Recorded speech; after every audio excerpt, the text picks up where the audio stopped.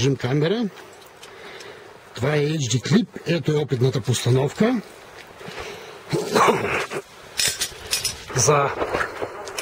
За източник на енергия използваме този покрив. Те се сринга в паралел по колко модула бе? По 14 модула. Той колко волта ще рече? 600 волта, 25 ампера. Ако беше максимално слънце, добре, че не е чак толкова максимално. Ще ги прикараме през тези предпазители в опит да ги изгорим. Тук Венелин в момента подготвя аварийното изключване. Ако се запали от оттатък, тук да дърпа и да бяга. Венел, в момента оставаш в историята.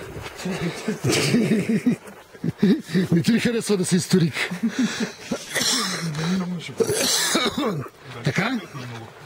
Ето го автоматчето, секунда. Да снимам. 8 амперов предпазител е. Да. Само внимавай да не те изгори нещо. Айде, штракай.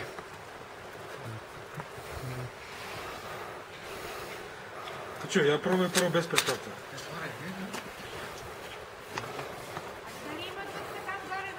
Бе, не намери. Нещо тече ли? Какво стана, бе? Има? Не е изцяло. И 6 ампера текат. И предпазителът е здрав. Добре, дай да пробваме отваряне под напрежение. Айде. Чакай. Аз ако трябва да отворим там. А тук ако отворим на ръка. Я отвори тук да видим какво стане. Бавно отвори, да видим дъгата. То свети. Давай, аз гледам през камерата.